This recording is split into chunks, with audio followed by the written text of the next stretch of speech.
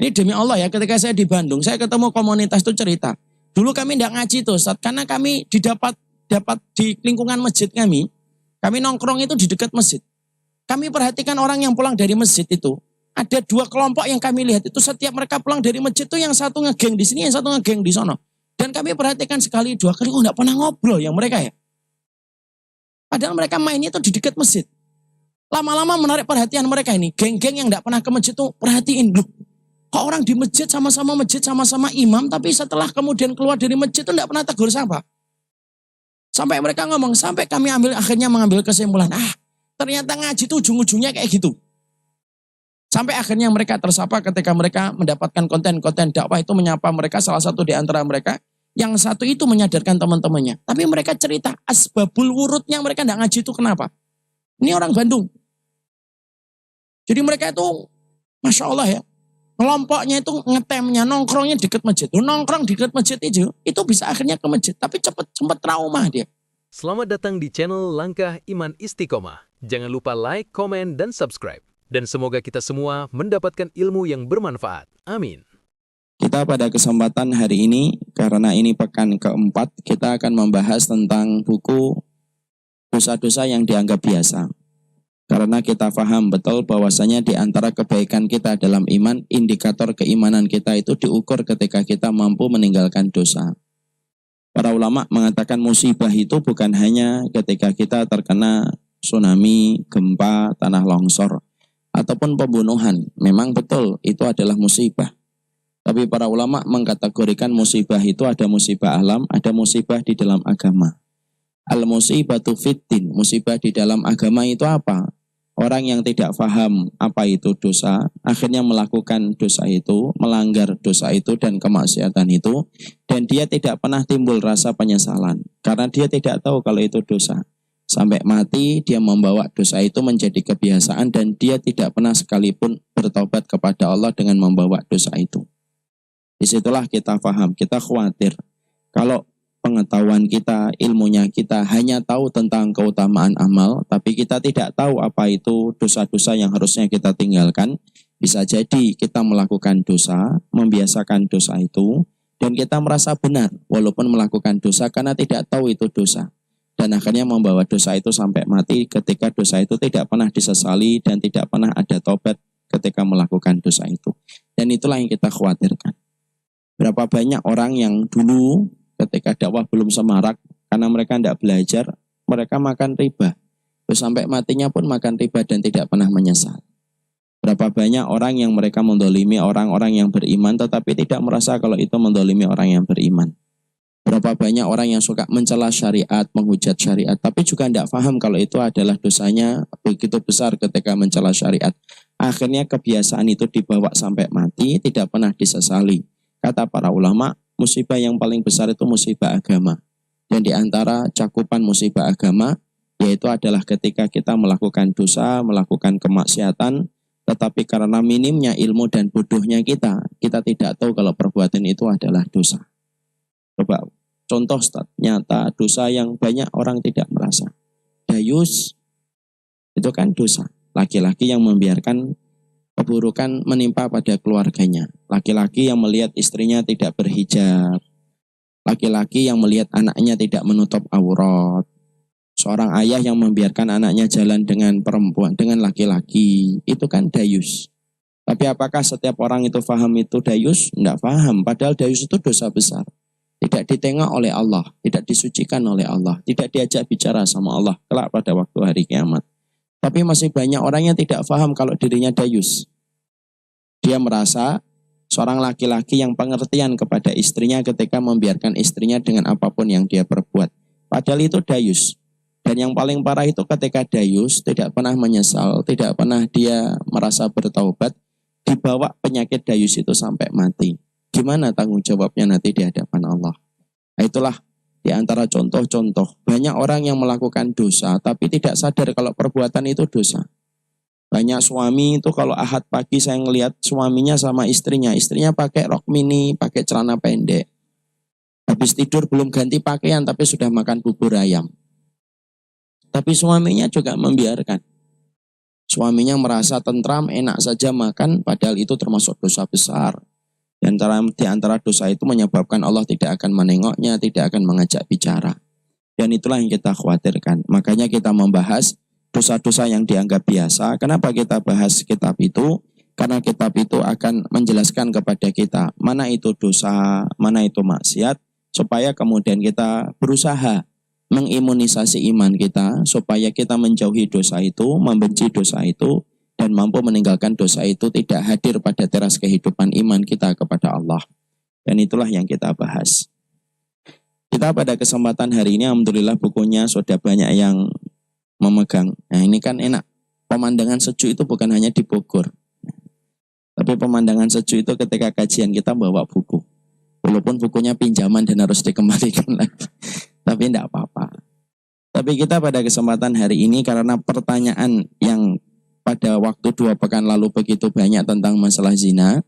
Dan beliau Pak Haiban ingin supaya seluruh pertanyaan-pertanyaan tentang masalah zina itu tuntas. Supaya banyak orang yang mungkin dulu pelakunya tahu bagaimana cara bertaubat. Dan apabila belum pernah melakukan, tahu bagaimana cara mengendalikan takutnya supaya dia tidak terjerumus kepada zina.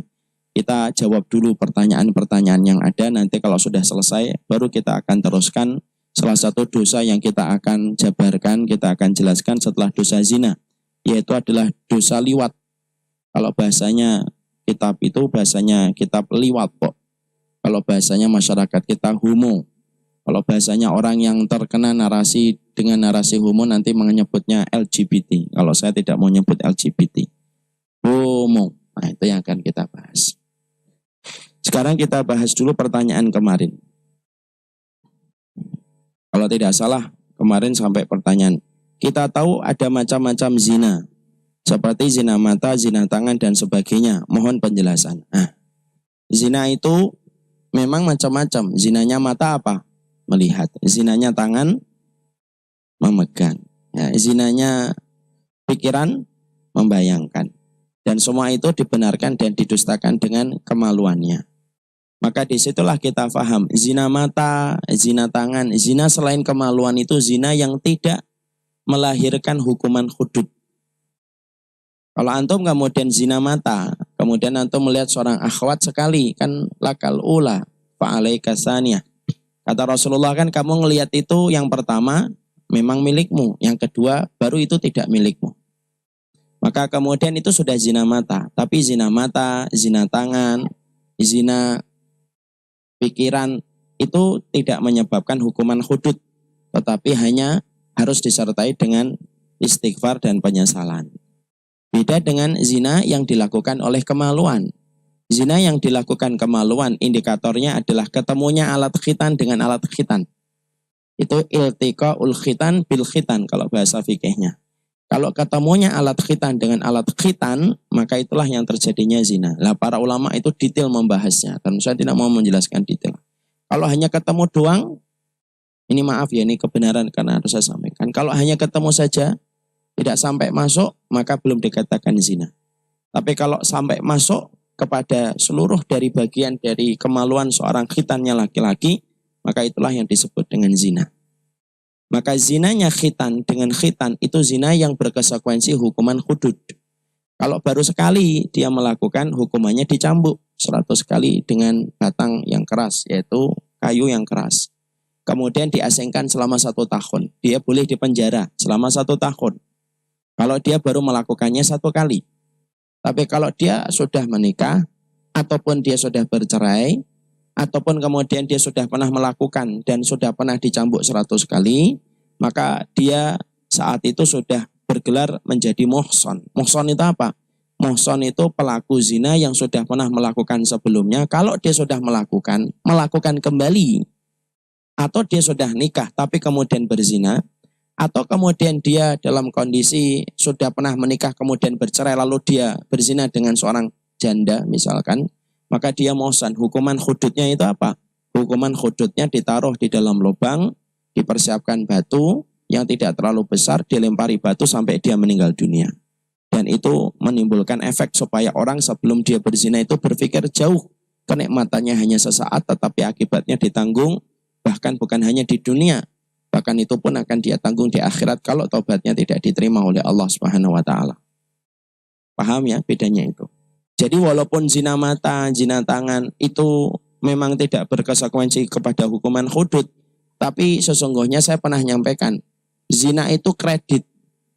Tidak ada zina itu instan. Zina itu selalu kredit. Dari perkara-perkara yang asalnya biasa, dari mata turun ke hati, akhirnya berlanjut kepada pertemuan, berlanjut dengan percakapan, berlanjut dengan komunikasi, terbukalah hati manusia dan akhirnya melakukan perzinahan. Makanya kenapa semua jalan itu ditutup sama Islam? Kenapa kita tidak boleh bertemu berduaan? Kenapa seorang wanita tidak boleh melembutkan suaranya di depan laki-laki? Kenapa kita jalannya harus di depan perempuan? Kenapa sampai sedetail itu syariat? Karena syariat itu tahu zina itu tidak akan terjadi kecuali dari perkara yang sedikit yang lama-lama menjadi bukit sampai terjadinya perzinahan. Maka disitulah kita akhirnya paham, itulah Islam. Syariat yang betul-betul menjaga dari semua keburukan yang bisa menimpa kepada kehidupan manusia. Ya, maka itulah macam-macamnya zina. Ustadz, kalau kita masih berkomunikasi dengan mantan, padahal kita sudah nikah dengan orang lain, apakah termasuk perbuatan zina?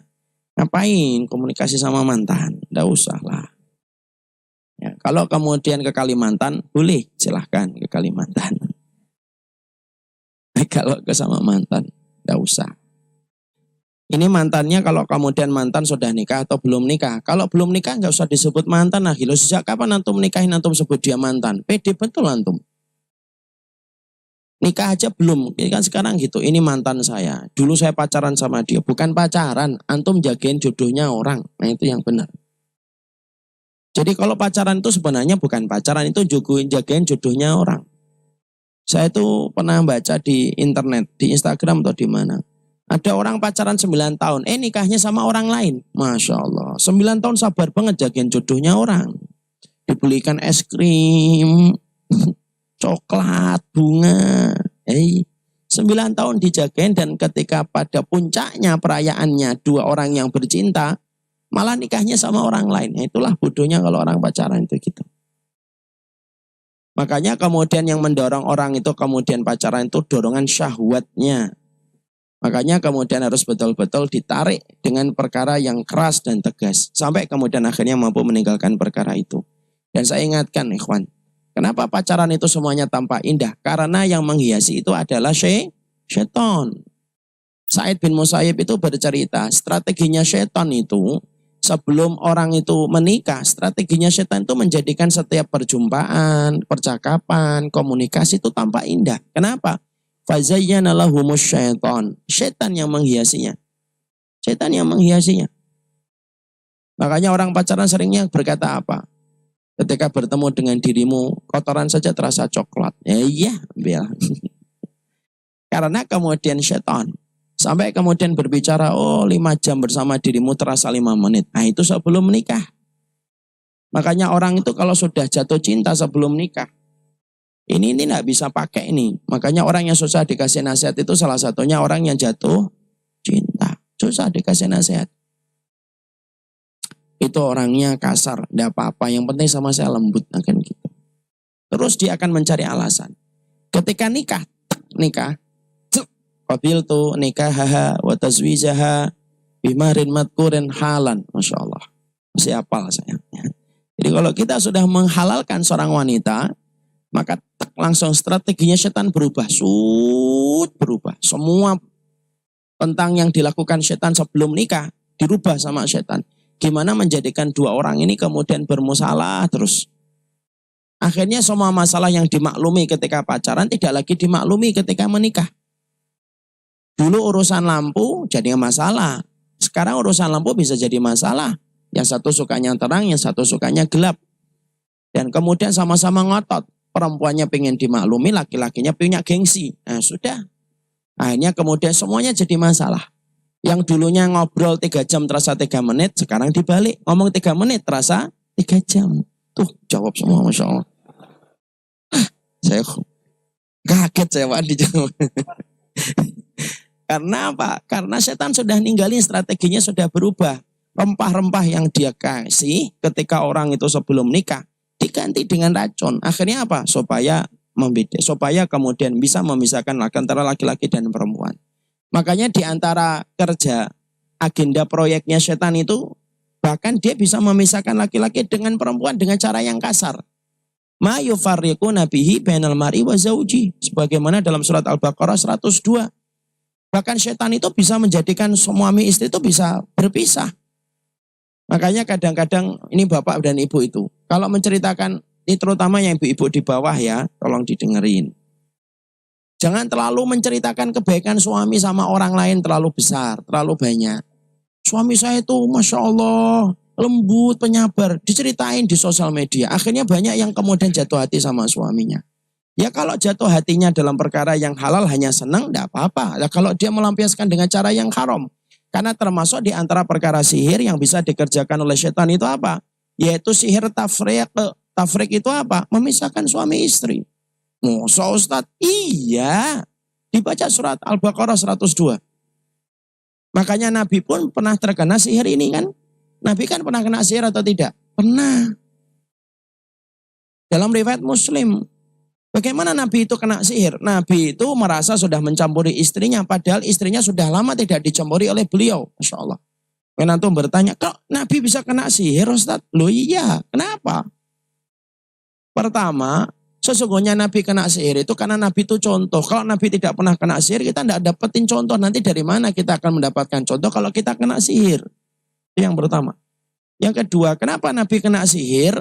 Karena sesungguhnya ketika kita mendapati Nabi itu kena sihir, disitulah kita paham kaedahnya syaitan, kaedahnya jin. Jin itu senang sekali sama orang yang semakin dia taat itu semakin dia itu pingin untuk menggodanya. Jadi ternyata jin itu kayak maling, Pak. Maling itu kalau mendapati rumah yang mewah, tertarik nggak untuk kemudian mencuri? Tertarik. Wah, rumah ini dijaga sama 5 satpam. Ini pasti uangnya banyak, sampai 5 satpam aja tidak pernah selesai dan tidak pernah rehat. Akhirnya dia bernafsu untuk ngambil. Tapi kalau kemudian kita mendapati, maling itu mendapati ada rumah gubuk, dari kemudian bambu, ada sepedanya, tapi rodanya hilang satu. Kira-kira maling mau nggak masuk dan maling ke tempat itu? Nggak mau dia. Yuk maling ke situ yuk. Aduh, maling kok di tempat itu, malah nanti kita di dalam nangis, nanti malah nggak jadi. Dah, nggak usah, biarin, kasihan dia. Itu kan gitu. Jin itu juga gitu, Pak. Jin itu kalau ngelihat antum-antum ngaji hari Rabu, hati-hati itu. Kemudian antum sholat jamaah, itu setan itu malah berhasrat dia untuk kemudian untuk masuk dan mengobrak-ngabrik pertahanan iman kita. Tapi kalau jin itu ngelihat ada orang minum khamar, pakai narkoba di pojok sana, jin mah nggak tertarik untuk masuk, Pak. Mereka ngomong, orang kayak gitu mah dibiarkan, insya Allah masuk neraka itu, insya Allah. Dia nggak tertarik, Pak. Dia nggak tertarik dia. Makanya itulah jawaban ketika saya ditanya, Ustadz saya pernah datang ke tempat ruqyah. Wih, yang datang itu orang-orang pakai cadar, Ustadz. Lu kok orang pakai cadar bisa kemasukan? Lah itu penjelasannya. Rasulullah itu disihir, Pak. Sihirnya itu Rasulullah itu seakan-akan mencampuri istrinya. Padahal lama istrinya tidak dicampuri oleh Rasulullah. Sampai Allah datangkan 2 malaikat. Yang satu duduk di samping kepalanya Rasulullah. Yang satu duduk di samping kakinya Nabi. 2 malaikat itu berdialog. Ma balu hadar rajul. Kenapa laki-laki ini Rasulullah ini? Dijawab sama satunya. Innahu matabubun. Sesungguhnya dia kena sihir. Mantabahu. Siapa yang menyihirnya? Labid bin A'sam. Yang menyihirnya itu Labid bin A'sam. Salah satu tokoh orang Yahudi. Yahudi itu sihirnya kuat, Pak. Makanya Israel itu kalau nggak pakai sihir nggak mungkin itu. Dari dulu kulturnya itu sihir mereka. Ya? Maka Labid bin A'sam. Dengan apa kemudian Rasulullah disihir? Fi mustin wa musyaqatin. Mustin itu ini loh, Pak.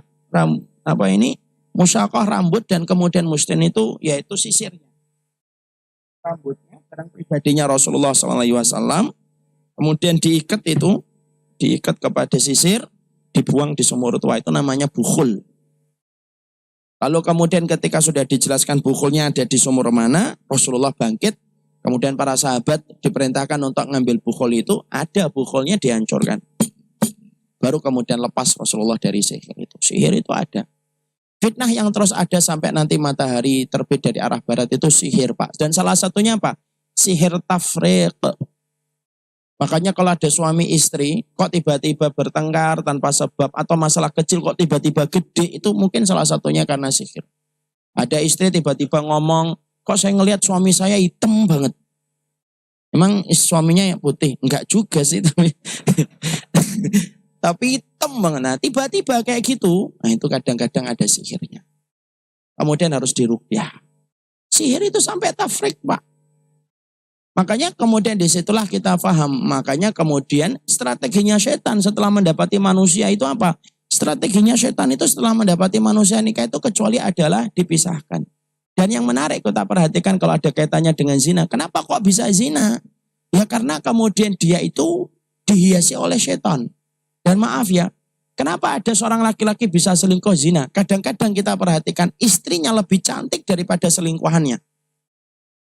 Selingkuhan zinanya. Kenapa kok bisa gitu ya? Karena istasyrafah syaitan. Karena sesungguhnya wanita kalau sudah keluar rumah itu yang menghiasi setan, Pak. Makanya wanita itu kenapa disuruh untuk banyak-banyak di rumah? Karena sekalinya dia keluar itu dihiasi sama setan. Makanya orang bisa kemudian selingkuh. Kenapa kok pasangan selingkuh zinanya itu lebih buruk daripada istrinya? Istrinya mungkin cantik, putih, tinggi. Ya, bukan tiang bendera, tapi cantik, putih, tinggi. Tapi kemudian pasangan selingkuhnya itu biasa.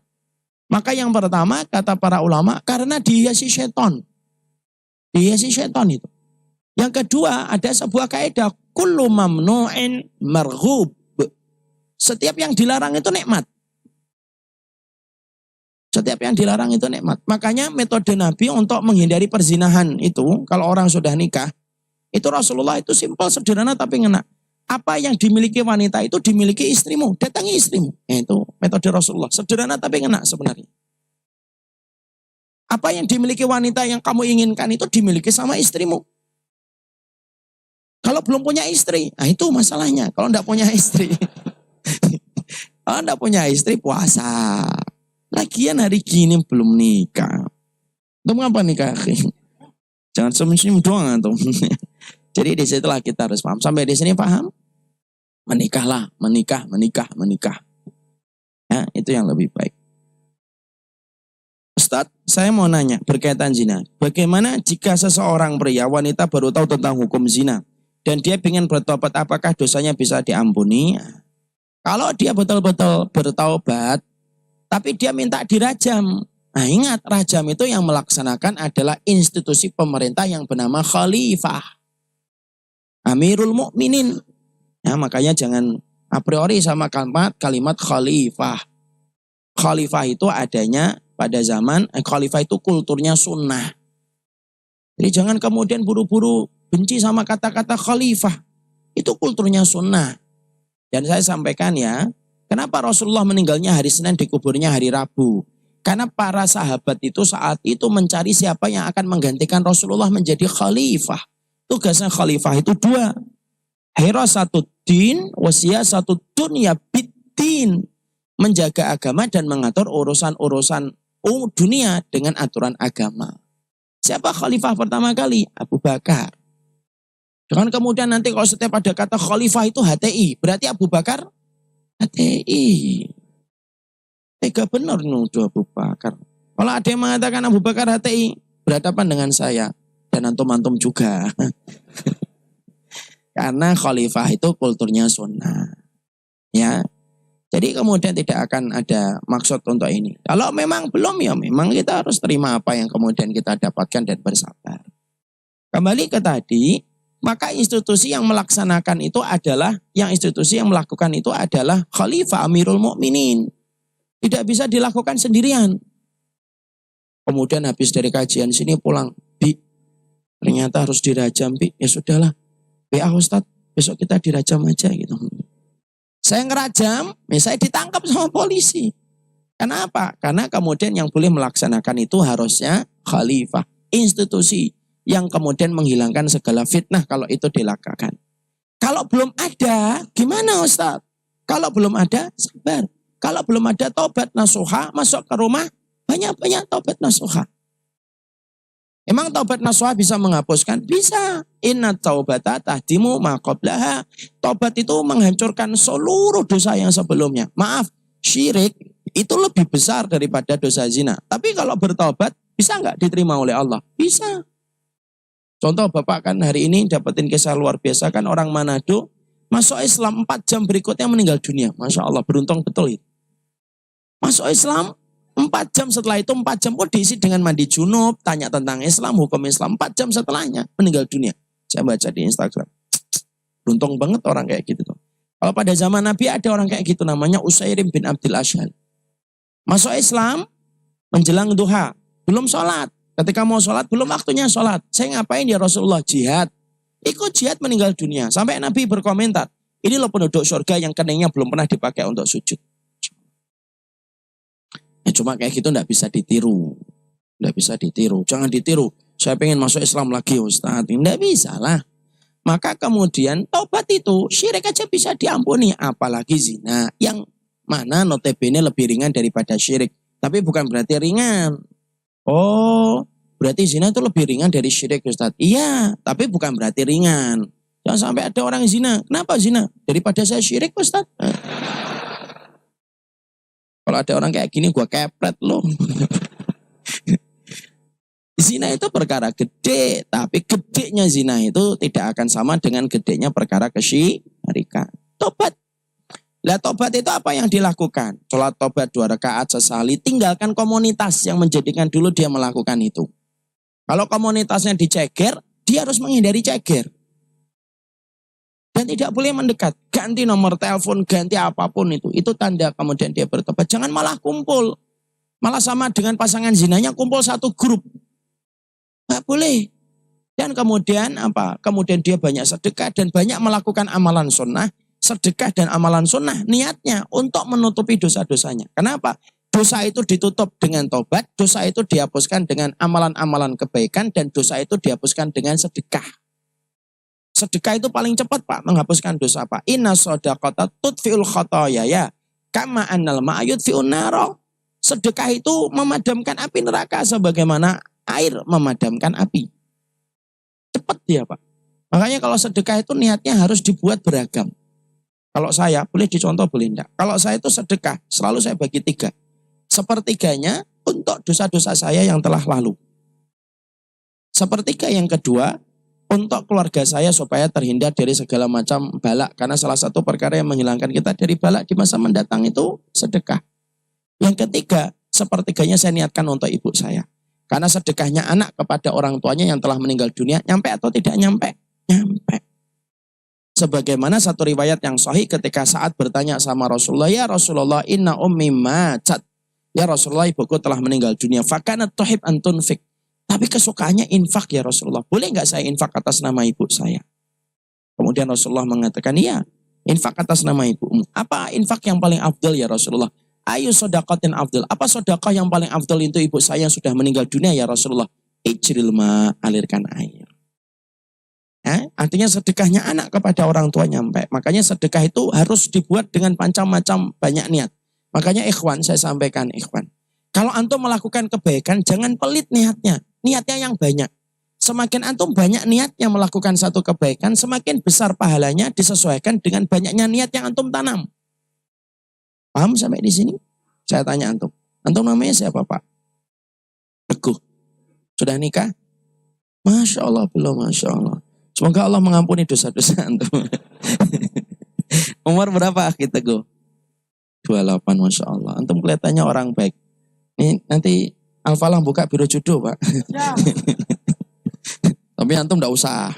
Untuk yang lain. Akhi Teguh 28. Mau nikah kapan antum? Secepatnya insya Allah ya. Moga-moga cepat ketemu. Ayo mari kita doakan Akhi Teguh Masya Allah. Yang aminnya paling keras tuh nasibnya sama kayak Teguh. Karena dia tahu kalau mengaminkan kepada saudaranya akan dikabul, diaminkan pula oleh para malaikat. Makanya Pak Aiban tidak ngaminkan dia. Akhi Teguh tadi belajar di sini niatnya apa? Memperbaiki diri. Itu tok. Beliau datang ke sini niatnya satu, memperbaiki diri. Dapat. Ya niat memperbaiki diri. Tapi kalau antum niatnya banyak, contoh saya dakwah, niatnya banyak. Satu, untuk mengamalkan ilmu yang saya lakukan, untuk mengintrospeksi diri saya, untuk menjadi kebaikan untuk anak-anak saya. Karena itu saya Pak, maaf ya, waktu saya habis untuk dakwah Pak. Dan saya tahu kekurangan saya kadang-kadang kurang menyapa keluarga saya. Tapi saya selalu tawasul dengan dakwah ini adalah untuk menjadi kebaikan keluarga saya. Memperbanyak setiap langkah jalan yang saya lewati untuk dakwah. Karena apa? Karena jalan bumi yang kita lewati untuk kebaikan nanti bersaksi di hadapan Allah. Saya ingin jalan antara Bekasi, antara Pondok Indah ketika saya akan ngajar di Ceger ini, nanti bersaksi di hadapan Allah di tanah Ceger. Ya Allah, kami tanah Ceger ya Allah. Dan kami menjadi saksi bahwasanya dia pernah berdakwah di atas tempatnya bumi saya. Emang bumi nanti bersaksi Ustadz? Iya, mana dalilnya?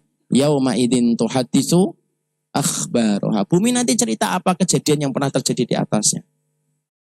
Kemudian yang kelima, saya kemudian supaya memudahkan jalan ke surga. Semakin banyak niatnya, semakin banyak pahalanya. Karena Allah itu akan menyikapi kita dengan niat yang kita tanam. Makanya jangan pelit-pelit niat. Niatnya apa? Ya, supaya tidak bodoh. Ya sudah itu saja. Makanya sampai Ibnu Qudamah itu berkata, orang kalau sudah paham agama, termasuk di antara perkara yang dia maksimalkan itu apa? Memperbanyak niat kebaikan. Dan itu yang kita harus mengerti. Makanya sodakoh, jangan niatnya sodakoh tok. Sudah, hati-hati ikhwan. Antum punya Rob yang sangat detail kalau melihat niat. Dan Allah itu memperlakukan kita dan berinteraksi dengan kita sesuai dengan niat kita. Makanya jaga niat yang baik. Salah satu niat yang kita jaga itu apa? Kalau sodakoh, salah satunya untuk menghapuskan dosa. Makanya orang kalau zina, punya duit banyak sodakoh. Niat sodakohnya apa? Ya Allah, ini saya sodakoh 1 M ya Allah untuk menghapuskan dosa zina yang saya lakukan. Karena sodakoh itu paling cepat menghapuskan api neraka, memadamkan api neraka. Jadi sodakoh itu kemudian bukan untuk keberhasilan proyek kita, enggak. Sodakoh itu karena api neraka itu hanya bisa dipadamkan itu salah satunya dengan sodakoh. Sodakoh itu visinya akhirat, bukan untuk dunia. Ada enggak orang yang sodakoh setelah itu proyeknya berhasil? Ada. Tapi ada enggak orang yang sodakoh proyeknya enggak berhasil? Banyak. Jadi jangan ngarep kalau sodakoh itu langsung dibayar langsung 700 kali lipat. Nanti kalau kita ngajarin umat, setiap sedekah itu nanti akan dapatkan ganti cash langsung. Anak khawatir nanti. Kalau ada orang sedekah 1 juta, kemudian 700 juta nggak datang-datang. Dia protes sama ustadznya. Kalau saya 700 juta belum datang gitu kan. Nanti ustadznya malah bingung. Nanti jawabnya sudah, sedekahnya kurang, tambah lagi kan gitu. Ini kita khawatirnya gitu. Jadi sedekah itu salah satu perkara. Tanda orang yang bertaubat dari zina, kalau diterima oleh Allah itu tandanya apa? Tanda taubat itu kalau diterima oleh Allah Subhanahu wa taala, tandanya jazaul hasanati al hasanatu ba'daha. Itu nampak kebaikan setelah dia bertaubat. Yang dulunya tidak menutup aurat, nutup aurat. Yang dulunya takut, dia tidak takut sama laki-laki, dia kemudian sungkan malu sama laki-laki. Yang dulunya beringas sama perempuan, dia kemudian menjaga sama perempuan. Yang dulunya ketika sebelum zina, ketika dia zina nggak pernah datang ke tempat taklim, tiba-tiba setelah taubat sering datang ke tempat taklim. Nangiskan air mata, ketakutan sama Allah. Itu taubatnya diterima oleh Allah. Ini kisah nyata, wallahi ya akhi. Anak pernah ngisi di Lebak Bulus, ada salah satu pertanyaan yang sampai ke meja Ustadz ketika nanya itu. Ustadz, saya ini pelaku dosa besar. Saya pernah bunuh, saya berzina sudah tak terhitung, saya minum khamr, saya pernah nempeleng orang tua, saya pernah dipenjara. Semua kejahatan pernah saya lakukan. Insya Allah. Dan yang saya rasakan hari ini itu apa? Saya betul-betul ketakutan Ustadz. Setiap saya mendengar nasihat itu baru duduk di majelis ilmu, belum 10 menit saya sudah tumpah air mata. Apakah saya normal Ustaz? Masya Allah. Saya tuh ketika baca itu Pak, Masya Allah, iri saya. Air mata yang mudah menetes ketika bertobat itu air mata paling mahal. Itu air mata mahal. Makanya kemudian itulah yang kemudian kita akan lihat. Indikator orang diterima tobat dari zina itu apa?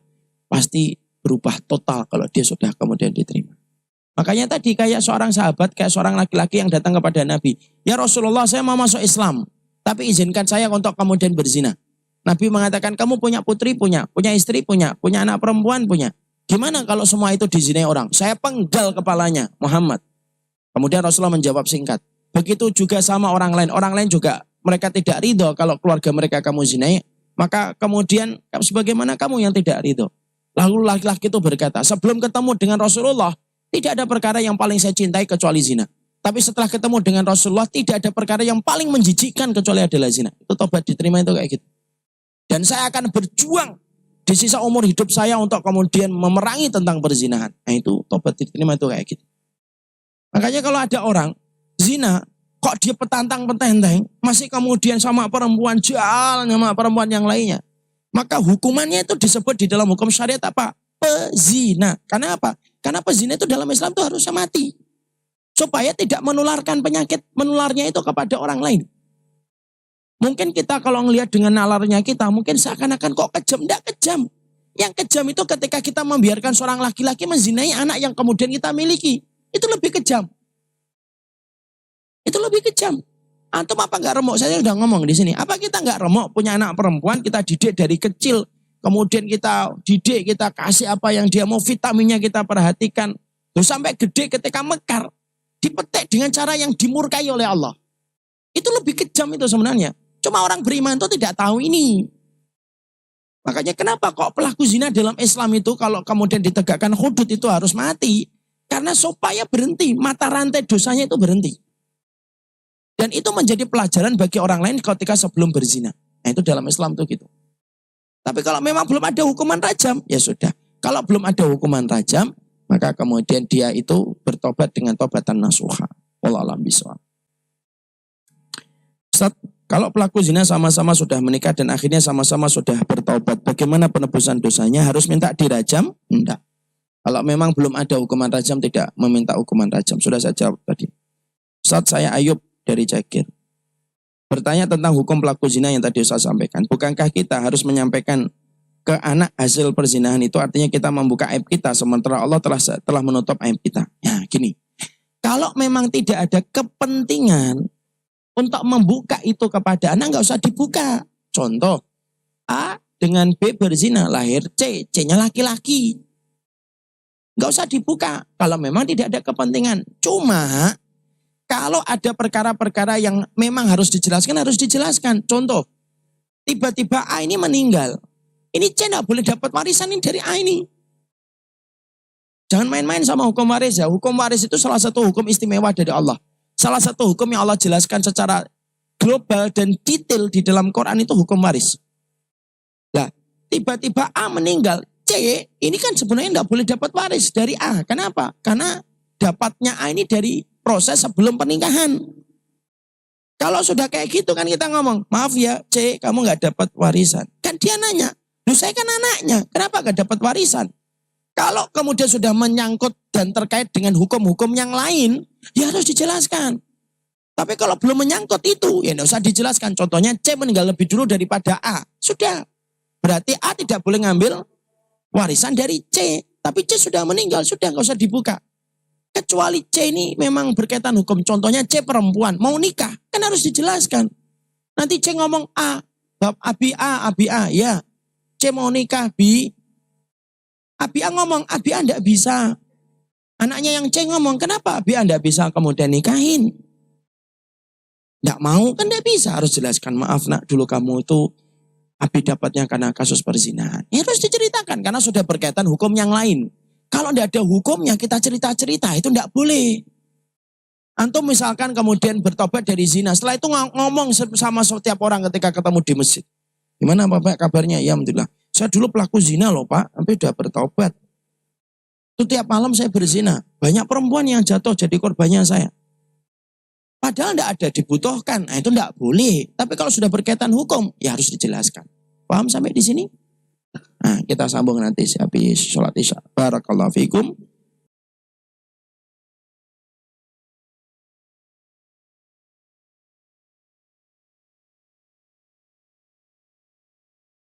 Saya itu selalu bertanya-tanya kenapa kalau habis kajian tentang zina selalu muncul puluhan sampai ratusan pertanyaan. Tidak hanya di Cakir, tapi di banyak tempat semacam itu. Dan itulah yang menjadikan saya semakin paham terhadap salah satu psikolog ketika beliau berkata, zina itu sekarang fenomenanya kayak gunung es yang kelihatan tidak menggambarkan yang lebih parah di bawahnya. Bahkan ketika saya ngisi di satu masjid baru beberapa hari yang lalu, Itu juga kemudian dikagetkan dengan seorang ibu-ibu yang curhat tentang anaknya yang sudah melakukan zina dan sudah hamil juga. Padahal kemudian ibunya juga kelihatan secara dohirnya baik. Itulah ikhwan, makanya Masya Allah hari ini tuh kita tidak bisa menganggap remeh tentang perzinahan. Karena apabila perzinahan itu kita maklumi dan kita maklumi terus dan kita menganggap itu bagian dari tren kehidupan orang hari ini, yang kita khawatirkan anak yang lahir dari kasus perzinahan ketika orang tuanya tidak bertaubat itu bengkok. Ya, bengkoknya anak itu sangat besar dan itu akan kumpul dengan anak-anak orang solih. Dan itulah yang kita khawatirkan. Makanya kenapa Barat itu selalu memiliki dalam setiap filmnya itu narasinya itu selalu mengarah kepada perzinahan. Karena dia tahu betul bahwasanya setiap generasi muslim kalau sudah rusak mereka dengan perzinahan itu, maka gampang untuk mematahkan semangatnya orang kalau sudah terkena perzinahan. Makanya saya sudah sampaikan kan dulu, semua mata rantai musibah kalau kita membaca penyebabnya longsor, penyebabnya gempa, itu selalu ada kaitannya dengan zina. Selalu kaitannya zina. Dan selalu zina tidak pernah lupa disebut Nabi. Untuk menunjukkan kepada kita bahwasanya perzinahan itu bukan masalah kecil. Ustadz, banyak teman ana, mereka banyak minum khamr, sudah tahu hukumnya haram, tapi masih mengkonsumsinya. Dan menganggap bahwasanya minum khamr itu keren. Bagaimana cara mendakwahkan kepada mereka supaya tidak mengkonsumsinya? Ini sudah kita jawab kelihatannya ya. Sudah ya ini. Ya. Apakah jika seseorang melakukan zina bertobat, kemudian zina lagi, bertobat lagi diterima? Ini sudah juga ya? Ya. Saya merasa ini yang sampai mana ini? Masturbasi sudah ya? Sudah.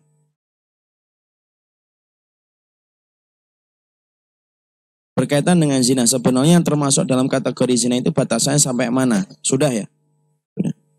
Bagaimana hukum apabila seorang istri melarang suaminya untuk poligami? Sudah ya? Sudah ini, saya ingat ini. Sudah ini, kalau ini saya ingat betul ini.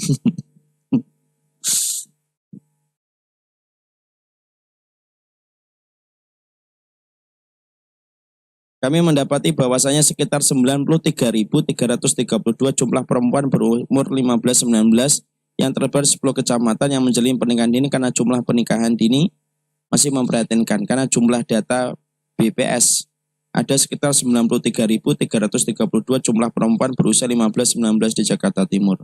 Jumlah tersebut tersebar di 10 kecamatan. Ironisnya banyak di antara mereka harus menikah karena hamil di luar nikah. Bagaimana kami harus menyikapi sebagai individu dan komunitas jamaah masjid? Nah itulah Pak yang harus kita terus sampaikan itu.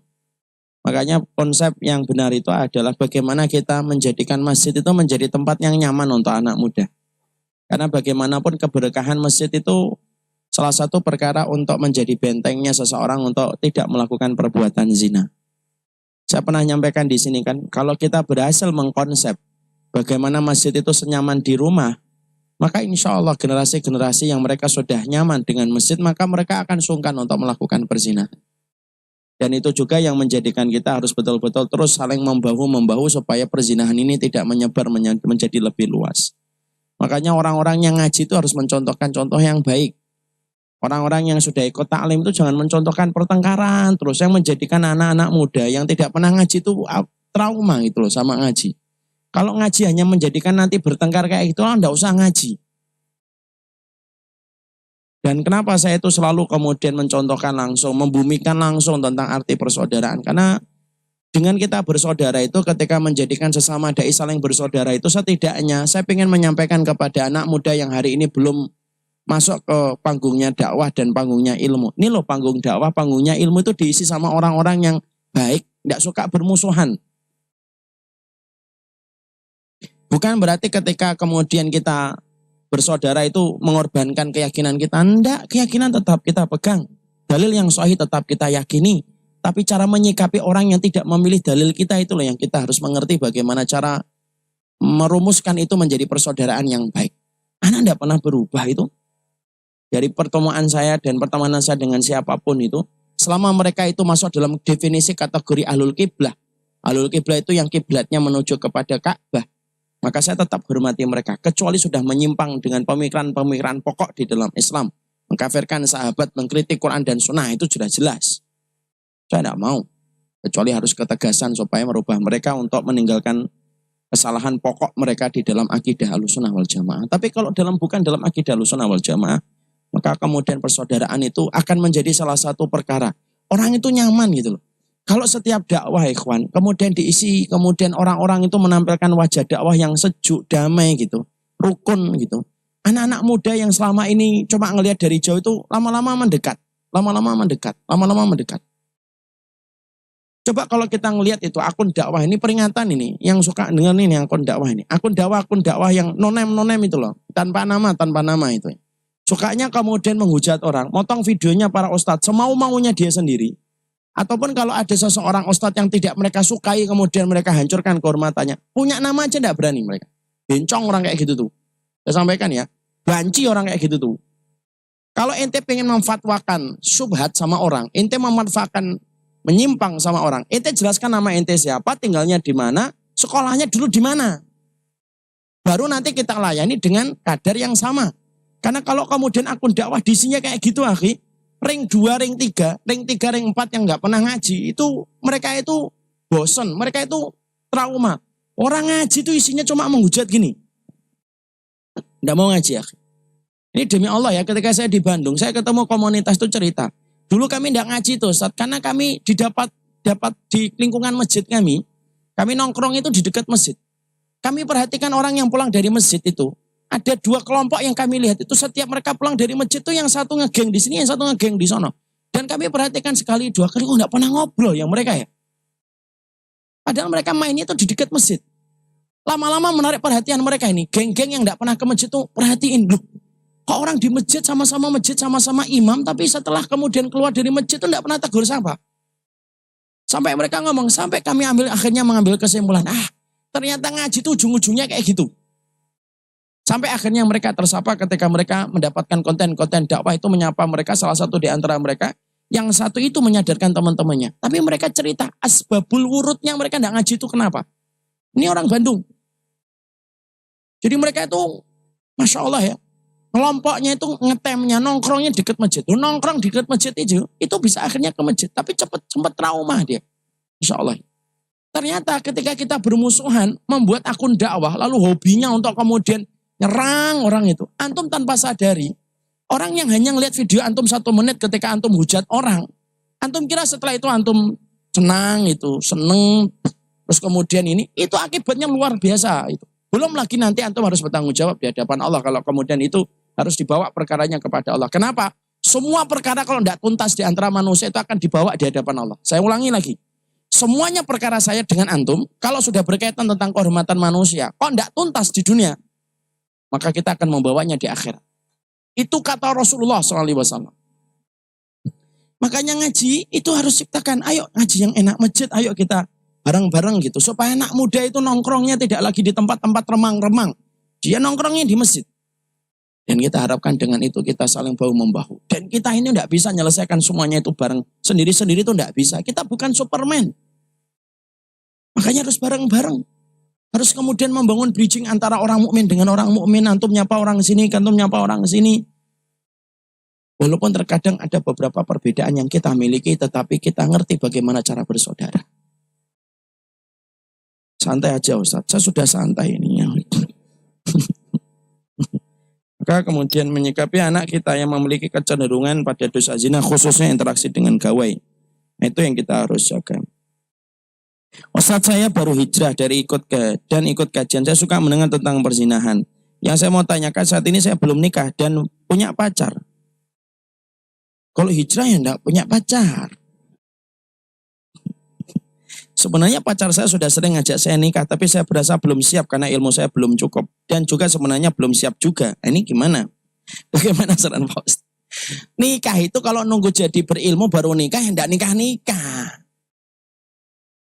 Hafalan Qurannya masih 3 surat terakhir terus ya. Nikah, setelah itu kemudian bertambah. Kan gitu. Ya. Learning by doing. Nah, sambil kemudian nikah, kemudian belajar. Nunggu saya siap ilmunya. Yang ditunggu apa? Kalau ente sudah siap pacaran, kenapa pacaran nggak pakai ilmu? Aneh ya kadang-kadang ya. Orang pacaran nggak pakai ilmu. Kan nikahnya kemudian harus nunggu ilmu yang panjang untuk memperlama gitu. Frekuensi pacarannya. Masya Allah itu. Ya kalau memang belum siap ilmu ya jangan pacaran, jangan nikah kan gitu konsekuensinya. Kok dipilih? Kalau pacaran nggak apa-apa. Kalau nikah, nggak bisa lah. Sudah nikah. Sembari kemudian nikah, kita kemudian berkomitmen, yuk kita nyari ilmu. Bareng-bareng. Nah kan enak. Kalau ngaji hari Rebu, bareng-bareng. Habis itu selesai makan gorengan berdua. Masya Allah, nikmat. Sorry ya.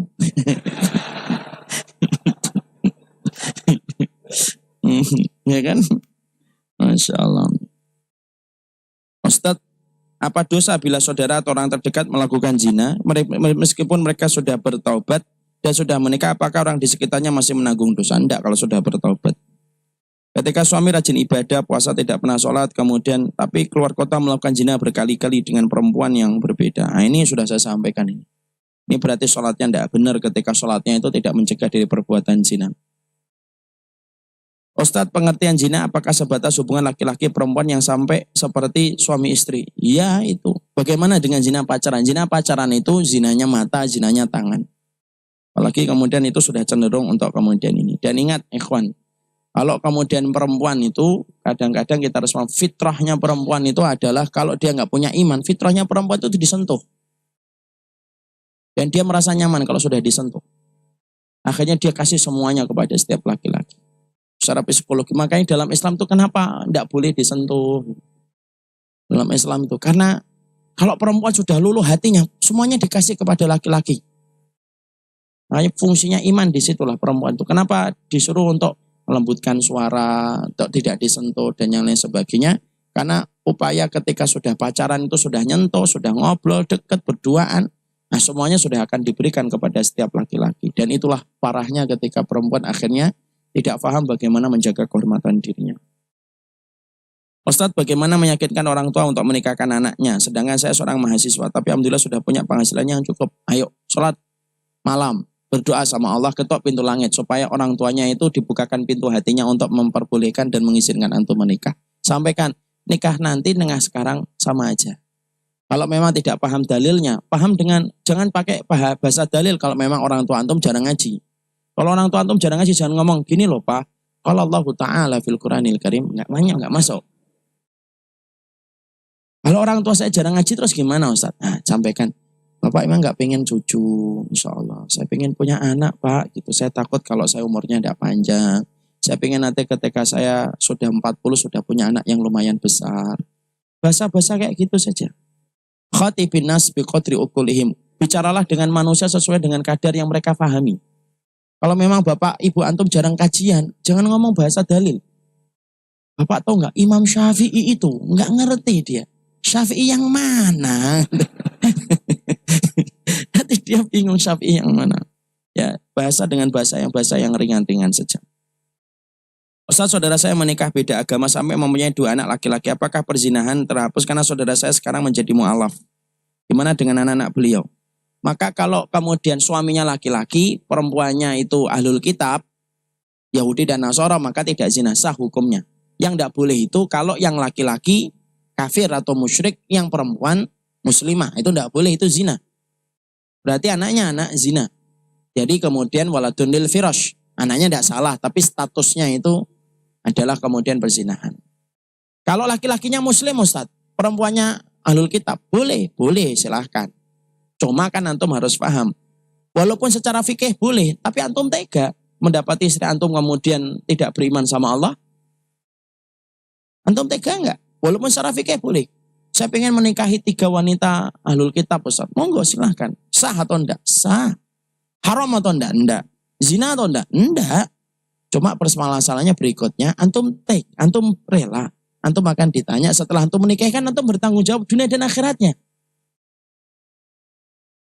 Terus kemudian istri yang antum nikahi kemudian tidak mau masuk Islam, kemudian akhirnya punya anak. Anaknya ikut ibunya. Kenapa? Karena dia nyusu tiap hari kepada ibunya. Antum kerja terus ke kantor. Akhirnya antum tidak punya waktu untuk dawain anak antum. Akhirnya anak antum ikut ibunya. Terus pertanyaan kita nanti di hadapan Allah gimana? Anak antum kenapa kemudian nggak masuk Islam? Karena ikut ibunya. Nah, kenapa antum nggak dakwah? Saya sibuk di kantor ya Allah. Ya bisa lah. Makanya kemudian masih banyak wanita-wanita muslimah yang luar biasa, yang istimewa, yang tidak layak untuk dilewatkan. Siapa itu? Yang mana saya tahu.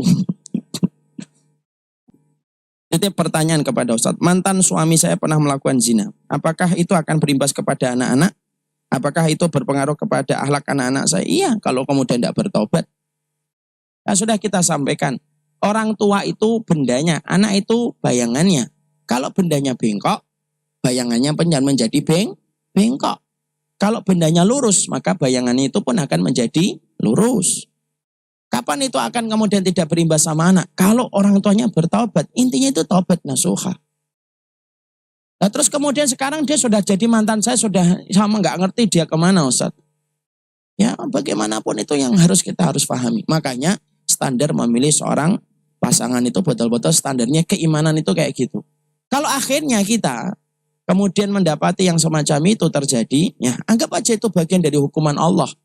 Kenapa? Mungkin dosa kita yang kita lakukan akhirnya ditebus dengan anak-anak kita. Waliyadzubillah. Kita minta yang terbaik dari Allah. Saya mau bertanya, saya pernah berzina di masa lalu dan saat itu saya belum tahu apa-apa. Saat ini saya sudah tobat, saya punya niatan untuk menikah tahun depan. Namun saya khawatir jika calon suami saya kelak tidak menerima saya. Masih ada kesempatan untuk menikah dengan laki-laki yang solih? Oh iya. Orang taubat itu suci, dimuliakan oleh Allah. Ya atau tidak? Mana dalilnya? Al-Baqarah 222. Innallaha yuhibbut tawwabina wa yuhibbul mutatahhirin. Allah mencintai orang yang bertaubat dan menyucikan diri. Yang dicintai oleh Allah bukan hanya pandai yang sujud. Yang dicintai oleh Allah bukan hanya pandai rukuk. Orang yang dicintai oleh Allah bukan hanya pandai puasa. Tapi orang yang dicintai oleh Allah, yaitu adalah mereka yang juga pandai bertaubat. Kalau sudah taubat, sudah. Dan suami tidak boleh nanya-nanya. Ikhwan, saya ingatkan. Suami istri kalau sudah nikah, antum melihat pada agamanya, sudah antum gak usah nanya-nanya. Dulu kamu sama siapa saja? Ayo jawab, saya sekarang suamimu loh. Nggak usah Bi, nggak usah Mas. Biarkan itu menjadi masa lalu saya. Oh, kamu nggak ngerti ya? Kamu nggak akan aku kasih ridho, nggak akan masuk surga. Nggak usah gitu. Ceritakan sama siapa aja. Ceritalah dia semuanya. Ya sama banyak orang. Kakakmu juga pernah. Nggak boleh lah. Nggak boleh. Nggak usah tanya-tanya itu nggak usah. Kamu dulu masa lalunya dengan siapa? Kamu dulu kemudian zinanya sama siapa? Zinanya di mana?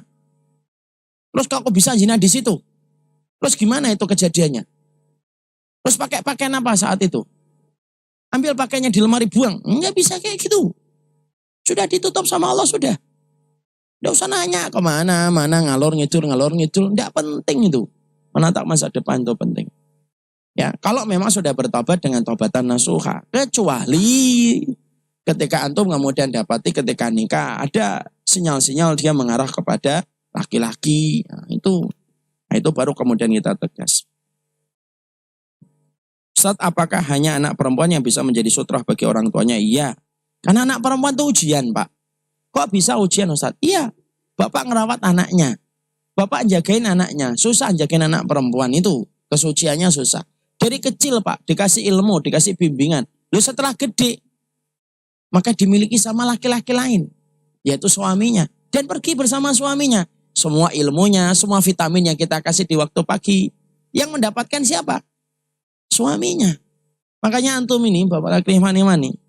Kalau kemudian antum sudah ngambil seorang istri, itu antum harus paham. Istri antum hari ini dan antum kemudian terselamatkan dari zina ketika antum sudah punya istri.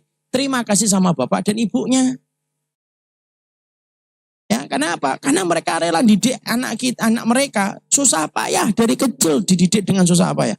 Lalu ketika gede, antum datang, antum minta dengan modal mahar seperalatan alat sholat. Makanya hormat, makanya heran saya kadang-kadang ada seorang laki-laki kemudian bertengkar sama mertuanya. Loh, dia menikmati semuanya kok. Sama dengan saya juga heran, ada seorang wanita, istri, kemudian bertengkar sama mertuanya. Padahal dia paham, suaminya yang membentuk itu orang tuanya. Dan Masya Allah loh Pak, orang tua itu Masya Allah ya. merelakan anak laki-lakinya untuk berbagi dengan seorang wanita ketika dia mengalami masa mapan. Kapan seorang laki-laki menikah? 20 tahun sampai 40 tahun. Itu pas masa matangnya seorang laki-laki dalam urusan finansial, Pak. Harusnya seorang orang tua itu nikmati nih. Wah, setelah aku didik selama 20 tahun ini kamu sudah mulai matang finansialnya, settle, mapan. Itu yang menikmati harusnya kan orang tua. Tapi orang tua rela, ya sudah kamu punya istri, ini sih istrinya dulu. Bukan ada seorang wanita kok memusuhi orang tua mertuanya, itu saya tidak pikir itu. Pikirannya ditaruh di mana? Dan saya ingatkan, seorang wanita yang dia memusuhi mertuanya, maka akan dihukum oleh Allah. Akan Allah kirimkan anak yang juga akan memusuhi dia, persis sebagaimana dia dulu memusuhi orang tuanya, orang mertuanya itu. Boleh perasaan tuh, boleh bengkok sesekali, boleh lah. Kalau enggak, tapi enggak boleh terus-terusan bengkok. Wanita itu bengkok, iya betul. Karena Imam Ahmad kan mengatakan wanita itu memang bengkok. Tapi tidak boleh kemudian terus-terusan. Sesekali, 1, 2, 3 kali kita harus bersabar, ngalah. Tapi ketika satu waktu ini sudah melampaui batas, ya kita harus tegas. Itu terus. Saya mau tanya, gimana hukum tes keperawanan? Nah ini sudah belum ini? Sudah. Mengenai bersentuhan dengan yang bukan mahram. Saya adalah akhwat 40 tahun. Pekerjaan saya pelatih pencak silat. Wah, Masya Allah. Pencak silat untuk atlet remaja putra putri 13-17. Dalam pekerjaan saya mencoba menjaga untuk tidak bersentuhan dengan atlet putra. Kecuali pada saat sebelum dan sesudah latihan saling bersalaman. Dan ketika memberikan contoh teknik yang memang harus berinteraksi dengan menyentuh kaki, tangan atau kaki. Menurut Ustaz gimana? Tetap tidak boleh. Kan masalah karate kan bukan masalah dorurah. Yang apabila dia tidak menyentuh kemudian akan berakibat fatal pada hidupnya kan. Mungkin disiasati dengan pakai kaos tangan. Tapi kalau menurut saya, kalau memang putra putri 13-17 tahun itu sebenarnya jangan dididik sama perempuan. Idealnya ya guru karatenya itu laki-laki. Karena bagaimanapun kalau sudah 14 tahun masa pubertas itu masa-masa ketika pikirannya sudah mulai tidak terkendali. Jangan menganggap semua murid itu, nggak mungkin murid saya. Lu namanya laki-laki. Ada seorang ulama Pak, buta Pak. Dia buta, udah tua, buta lagi. Ditanya apa yang paling berat dalam fitnah hidupmu? Perempuan, padahal buta. Itu fitnah perempuan tuh kayak gitu. Masya Allah. Jadi kalau saya menyarankan, carilah kemudian murid-murid perempuan. Murid laki-laki serahkan sama laki-laki. Sama antum bisa Ustaz, saya enggak bisa karate. Jadi sama Pak Aiban aja. Saya dapat informasi, pertanyaan Ustaz Omar. Pak Ustaz, ada teman saya wanita dijodohkan oleh ibunya, sedangkan teman saya tidak menyukai suaminya, sehingga sudah sekitar setengah tahun menikah, teman saya tidak mau berhubungan dengan suaminya, sampai suaminya marah sekali. Apakah teman saya dosa besar? Kalau sudah nikah ya dosa lah nolak seorang suami. Harusnya mengkompromikan sebelum pernikahan. Kalau orang tua dapetin anaknya itu tidak cocok, jangan buru-buru marah. Yang namanya mencarikan teman seumur hidup itu kan memang nggak gampang. Ya nggak Pak? Saya cari nih, cocok nggak? Nggak cocok, Bi. Kenapa? Kurang tinggi. Ya sudah nggak apa-apa. Maaf ya, Ki. Nggak jadi. Kenapa Ustadz? Antum kurang tinggi. Kalau persoalan-persoalan selain agama, kemudian ada hal-hal yang misalkan semacam itu masih ternyata ngotot anak kita belum, menurut saya itu harus dicarikan lagi. Karena apa? Karena selain faktor keimanan yang pertama, fisik itu juga dipertimbangkan. Makanya ada kata ungdur fa innahu ayyudama bainakuma. Lihatlah, karena dengan melihat itu akan melanggengkan hubungan kalian nanti berdua. Jangan kemudian akhirnya sok paham gitu, akhirnya ketika mau dijodohkan nggak mau ngelihat. Nih tolong lihat calonnya dulu. Enggak usah pasrah, sudah terima apa adanya. Nggak bisa gitu. Harus dilihat, mau ngelihat itu boleh kok. Itu namanya nador. Proses pertama ta'aruf, kemudian nador. Nador itu gimana Ustaz? Kalau akhwat dan ikhwannya sudah mulai cocok. Sudah ada mulai kecondongan. Ikhwan ini saya ingatkan, kalau antum belum ada kecondongan jangan buru-buru ngelihat. Kenapa? Kalau kemudian nggak jadi, itu melukai hati perempuan. Mungkin ikhwannya nyantai. Nggak jadi, nggak cocok Ustaz. Itu pergi. Lihat lagi. Enak betul hidup loh. Gak boleh kayak gitu. Makanya dipastikan kalau antum sudah mulai condong, 50% itu sudah mulai ada kecondongan. Baru kemudian nandor. Nandor itu apa? Dari kata nadhara yang turun nadhuran. Masdarnya, ngelihat. Ngelihat itu kemudian harus ada pihak ketiga. Pihak ketiga itu siapa? Pihak ketiga itu wali dari sang akhwat atau ustadznya atau mahramnya. Kemudian mereka nanti ngelihat itu. Kalau pakai cadar, dibuka cadarnya. Ada akhwat, kemudian pakai cadar, akhwat.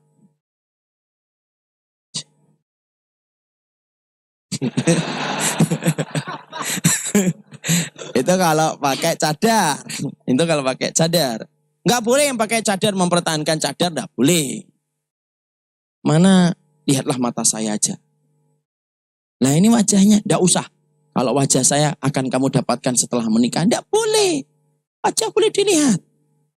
Ada yang mengatakan boleh sampai ngelihat betisnya boleh, tapi itu pendapat syad, pendapat yang menyelisih pendapat yang lebih kuat. Mukhalafatus thiqah liman huwa awsaq minhu. Cukup melihat wajah.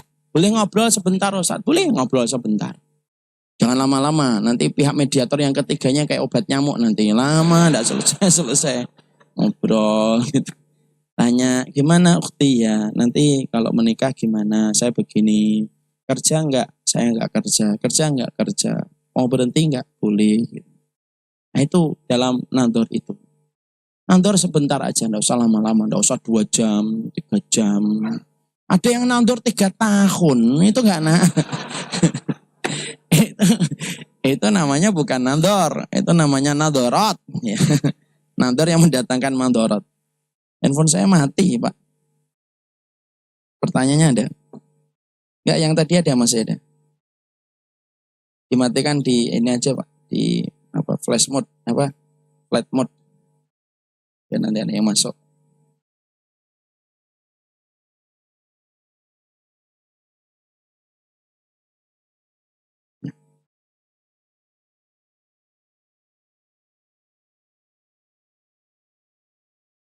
Darullah handphonenya mati, semuanya tadi masuk ke handphone.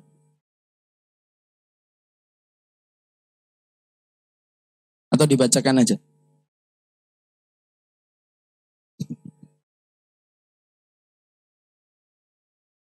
Tolong tanyakan Eyang soal dosa syirik. Ada orang yang masih percaya kekuatan lain. Nah ini masalah syirik, nanti kita bahas yang lain. Bagaimana hukumnya ketika nanti anak dari hasil zina lalu dibintikan siapa? Dibintikan kepada ibunya. Misalkan Bambang zina sama Dewi, lahirlah Paijo. Paijo nggak boleh bin Bambang, tapi binti Dewi. Saya bertanya, gimana kalau ada ikhwan langsung memberikan CV ke kita secara langsung, tidak lewat murabi? Apakah saya harus mencari murabi dulu? Ya enggak. Mencari murabi itu enggak wajib, tapi lebih baik untuk menghindari virus-virus jambu. Ya. Nanti kemudian udah tukeran biodata, akhirnya WA-an. Waktu jangan lupa ya, besok hari Kamis puasa sunnah. Cici. Enggak usah. Kayak gitu enggak usah. Maka kalau bisa lewat mediator pihak ketiga. Tapi kalau memang langsung dikasih, kemudian minta, ya boleh silahkan. Saya punya sepupu, Masya Allah itu. Alhamdulillah kayaknya insya Allah sakinah. Sepupu saya ini mbak sepupu saya. Dia jalan, tiba-tiba ada seorang laki-laki, seneng langsung. Masya Allah.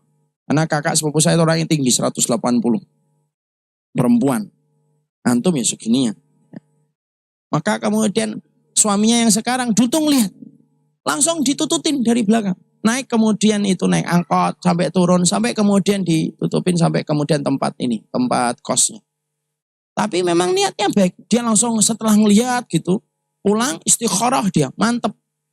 Cari lagi ke tempat ini. Terus kemudian tanpa ada apa-apa prolog apapun didatengin. Mau nggak nikah sama saya? Masya Allah. Coba antum bayangkan seorang perempuan merantau di Jakarta kemudian ditangi laki-laki. Kemudian meminta menjadi suaminya. Terus disuruh istikharah kalau nggak salah 3 hari. Kalau memang kamu mau, ya istikharah 3 hari. Kalau nggak mau, nggak apa-apa supaya hati ini tidak terlalu berlarut-larut. Untuk kemudian berharap. Hati yang paling sedih itu kan hati yang terlalu berharap. Maka kemudian akhirnya, sepupu saya akhirnya itu ngomong sama kakaknya kemudian nemuin, terus kemudian ditanya, mau nggak nih nikah? Nikah sampai sekarang anaknya 2. setelah hampir 20 tahun menikah. Jadi boleh kayak gitu, boleh. Tidak apa-apa kalau memang antum siap, tapi harus menjaga segala kemungkinan buruk. Tidak boleh berhubungan dan yang lainnya. Tapi kalau pakai pihak mediator itu jauh lebih baik. Contohnya saya mau nikah itu contohnya gimana sih Ustadz? Ini saya ambilkan contoh. Ini beliau mau nikah nih. Datang ke saya. Misalkan saya punya banyak binaan akhwat. Cuma kan saya kan binaannya nggak akhwat. Binaannya ikhwan semuanya. Kemudian ngomong, saat saya mau nikah, oke. Kalau bisa buat CV. CV itu tidak wajib. Itu hanya masalah perantaraan saja. Kondisi zaman sekarang pakai CV. Tulis itu yang paling jujur. Namanya siapa, keluarga siapa, penyakitnya apa, kekurangannya apa. Tulis lengkap. Yang diinginkan apa.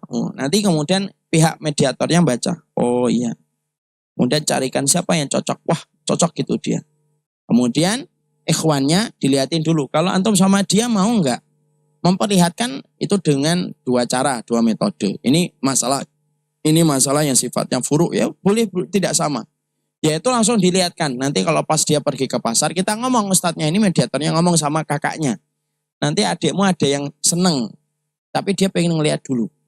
Ya sudah, dia biasanya adik saya itu pergi ke kantor jam 7. Nah, pas jam 7 ngelihat lewat papasan ngelihat. Atau kadang-kadang ke rumahnya bertamu gitu. Terus nanti adiknya disuruh nyajikan teh. Boleh kayak gitu.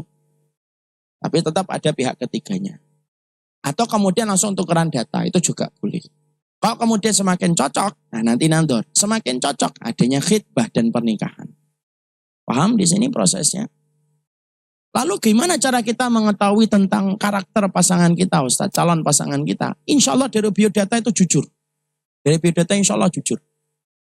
Yang nggak jujur itu pacaran. Pacaran itu nggak jujur. Ya tidak. Pengen kentut aja pergi ke jauh. Nanti kentut, please gitu doang terus balik lagi. Hanya untuk kemudian kentut doang. Itu pacaran. Penuh dengan rekayasa. Kalau biodata insya Allah jujur. Makanya nanti ketika ta'aruf, ketika nandor, tanya apa aja yang kemudian diinginkan. Nanti kalau nikah sama saya, siap nggak ngikut saya? Akhwatnya berkata, selama kamu menjadi imamku, kemanapun kamu ke ujung dunia pun saya akan ikut. Gak usah gitu, biasa aja. Maka kemudian ini, loh kan, mati kan? Maka kemudian semacam itu. Terus kemudian adanya pernikahan. Pernikahan tentunya sudah paham. Mana Pak tadi? Maaf, Pak kiri.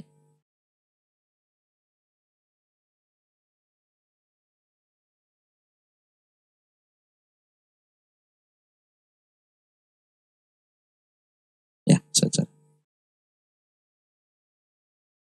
Saat bagaimana menyikapi orang tua yang selalu bersikap egois? Nah, jangan gini lah, ngomong sama orang tua enggak boleh ngomong kasar gini.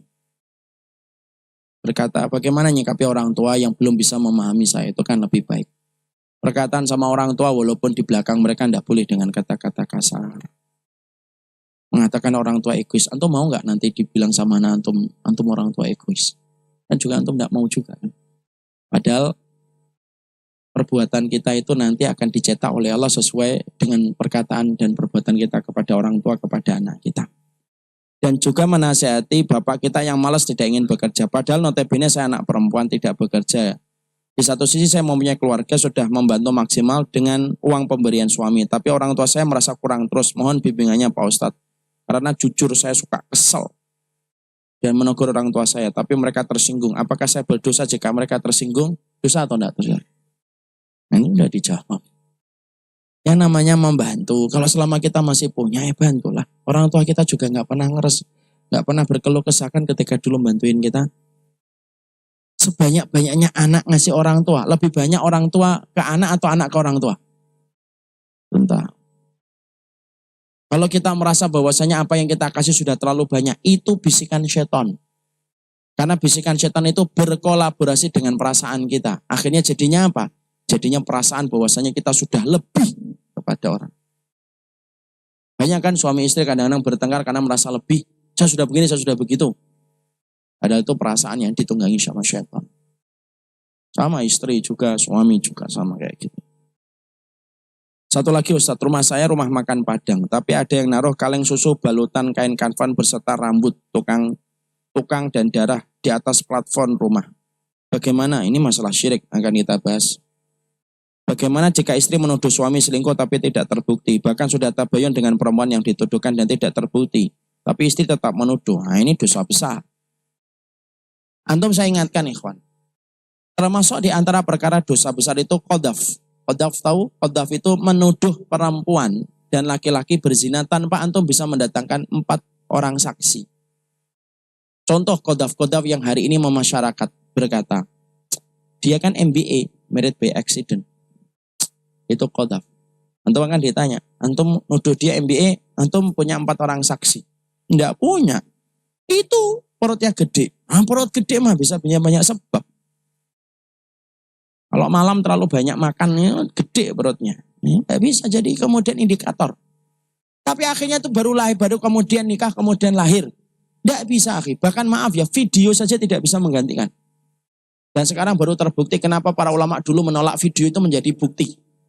Karena sesungguhnya video itu bisa direkayasa. Sekarang itu akhir sedang berkembang teknologi, saya baru tahu itu.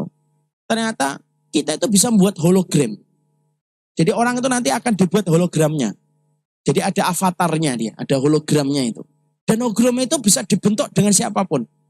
Yang namanya dunia digital itu. Lalu dimasukkan kepada proyek film, kemudian seakan-akan yang memerankan orang. Padahal itu hologramnya. Itu teknologi sekarang sudah sampai kayak gitu.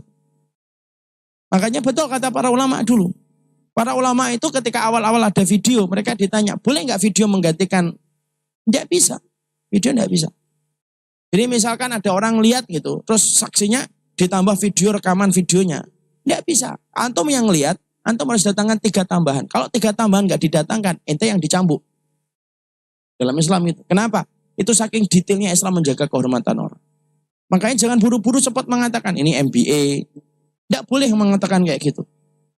Ini zina duluan. Tidak boleh ngomong kayak gitu. Walaupun kita ngomong zina itu sedemikian beratnya, nuduh orang berzina itu juga nggak gampang. Maka lebih baik diem. Makanya kalau ada berita ini perzinahan, kalau antum tidak ngelihat, perkataan yang paling baik itu apa? Orang yang tertuduh melakukan zina. Kecuali yang pelaku zina ngakuin. Ya memang saya memang zina. Tapi untuk konsumsi pribadi. Nah itu kayak gitu. Ngakuin dia.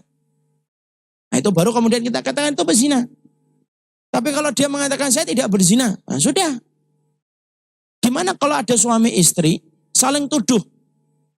Maka kecuali sama istri. Suami istri kalau dia nuduh pasangannya berzina, boleh tidak mengatakan 4 orang saksi. Tapi harus siap dengan li'an. Li'an itu gimana? Li'an itu saling melaknat dan setelah terjadinya li'an tidak akan pernah bertemu selama-lamanya. Proses li'an itu gimana? Ini contohkan. Untuk model.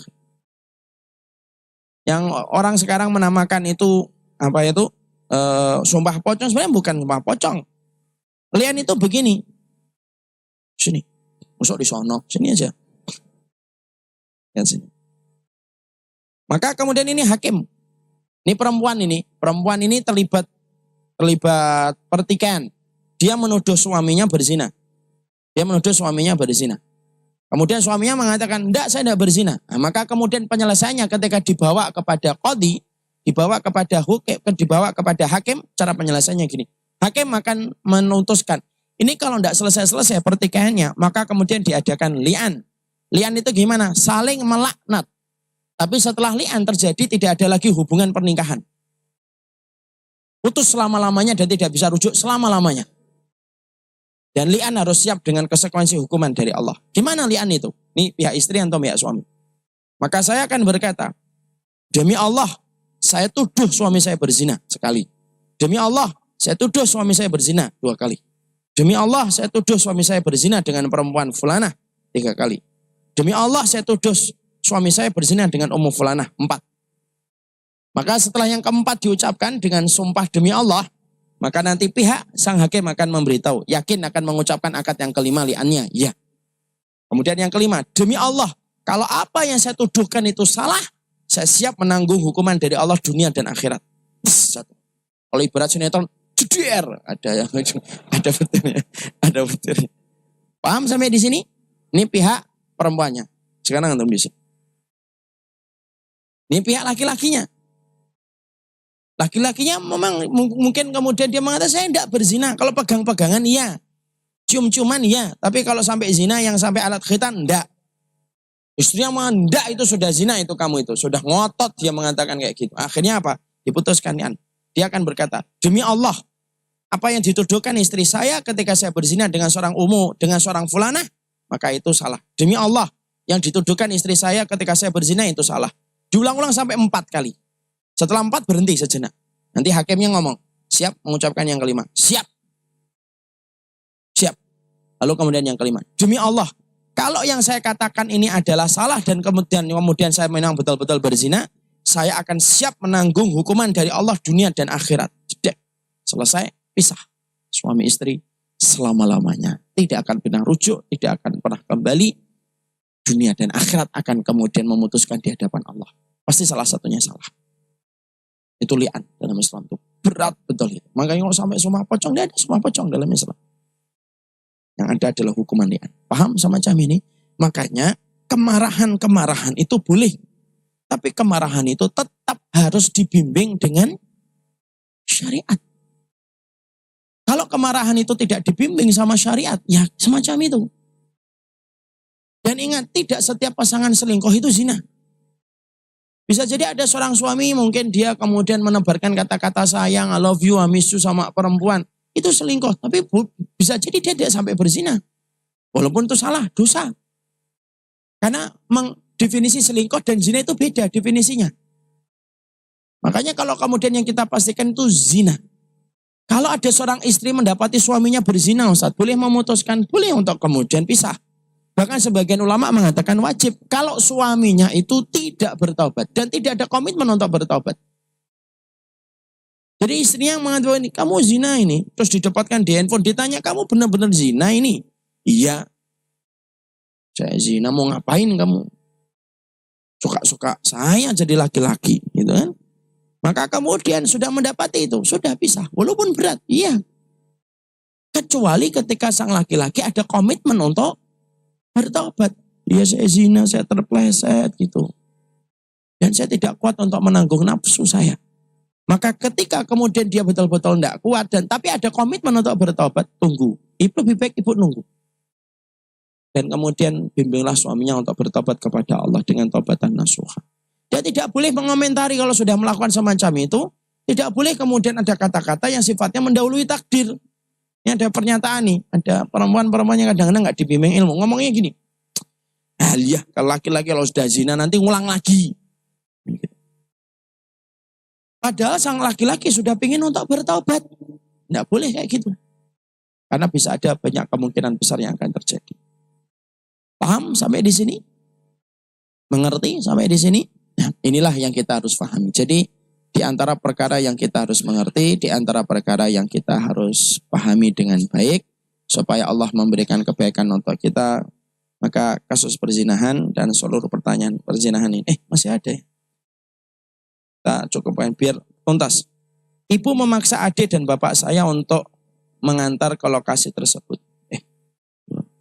Ustaz Abidullah Ta'ala, terkait hubungan orang tua dan anak hasil perzinahan. Bila anak tidak berat atas warisan dan wali dari orang tua biologisnya, apakah anak punya kewajiban berbakti? Ya tetap punya kewajiban berbakti. Dan apakah orang tua punya kewajiban memenuhi nafkah? Punya kewajiban memenuhi nafkah.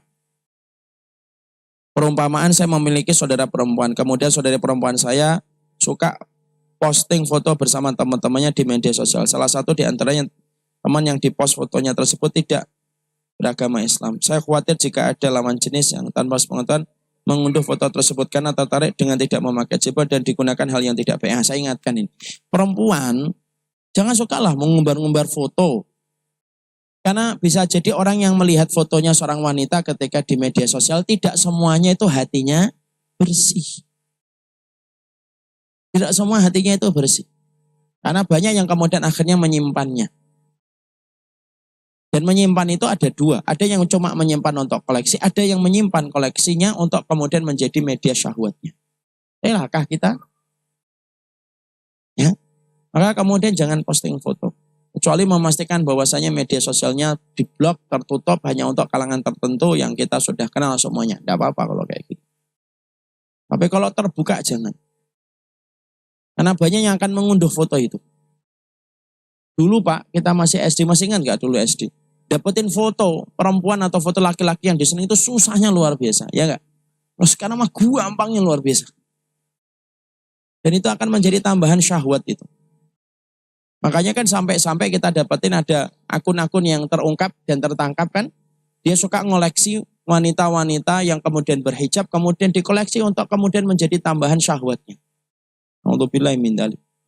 Memang perempuan itu, apapun itu, bisa menjadi fitnah dia. Makanya dalam Islam itu ditaruh di rumah. Bukan karena Allah ingin memenjarakan. Karena Allah ingin memuliakan wanita supaya tidak menjadi sarang syahwat dan objek syahwat dari laki-laki yang tidak memiliki iman. Dan saya ingatkan, foto itu bisa menjadi sarana untuk memberikan bukhul. Jadi foto di-share, foto di-download, kemudian nanti kalau dia punya niat jahat, itu jadikan bukhul, ditusuk-tusuk, itu bisa. Maka lebih baik untuk dihindari. Saya mau bertanya, minta nasihat. Ibu saya sejak tahun lalu terkena stroke sejak hari ketiga Ramadan tahun lalu. Alhamdulillah kondisinya membaik. Sudah bisa jalan walaupun masih harus pegangan, tidak kuat. Karena ibu selalu mengeluh pada kondisinya. Ingin lekas bisa jalan seperti sedia kala. Karena vonis dokter ibu bisa kembali seperti sedia kala walaupun dalam kurun 1 tahun. Tempo hari ibu arisan bertemu beberapa teman. Ada teman yang menganjurkan ibu untuk berendam di pantai Anyer. Karena di situ beliau yang stroke sembuh ketika melakukan itu harus berendam jam 4 pagi. Ibu memaksa adik dan bapak saya untuk mengantar kolasi tersebut. Saya takut ibu saya tergolong ke orang syirik jika melakukan atau mempercayai hal tersebut.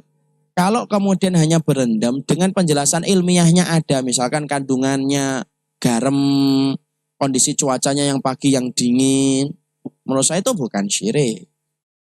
Yang syirik itu yang mana secara logika dan akal itu tidak masuk. Nah misalkan apa? Kemudian disuruh naik ke genteng, makan pisang gorengnya harus di genteng, itu tidak masuk akal. Ngapain naik ke genteng? Kalau berendam itu kan memang penjelasan ilmiahnya ada. Penjelasan ilmiahnya itu syaraf-syarafnya akan berinteraksi dengan air-air. Yang saya tahu begitu. Tapi lebih lengkapnya dan lebih detailnya coba tanya kepada para ahli medis. Kami bukan dari keluarga yang paham agama. Saya pun baru mulai mengaji ketika ibu saya sakit. Saya takut apa yang terjadi pada ibu saya karena semua dosa-dosa saya di masa lalu. Ibu galak. Bapak mengamini keimanan ibu. Adik saya tidak punya power untuk menolak. Ibu bukan galak. Mungkin kalau ngomong keras aja. Insya Allah itu bukan syirik yang saya tahu. Tapi memang tidak usah dikhususkan harus dianyar kan gitu. Selama ibu kita tidak memiliki keyakinan-keyakinan khusus, tidak ada masalah itu. Ya, kenapa dianyar? Mungkin kandungan garamnya atau yang lainnya saya tidak tahu itu. Dan itu harus dicek kembali dan dikonfrontir kembali kepada data yang lebih valid. Barakallahu fikum, ini yang dapat saya sampaikan. Kelihatannya sudah pada mulai ngantuk. Ya. Semoga Allah memberkahi. Sudah habis akhirnya. Insya Allah nanti di luar kajian aja. Semoga Allah memberikan keberkahan untuk kita. Saya serahkan waktunya kepada Pak Haibat. الذكر يا أبناءنا يا حافظين للهدى سيروا وكونوا قدوة للعالمين سفراء الذكر يا أبناءنا يا حافظين للهدى سيروا وكونوا قدوة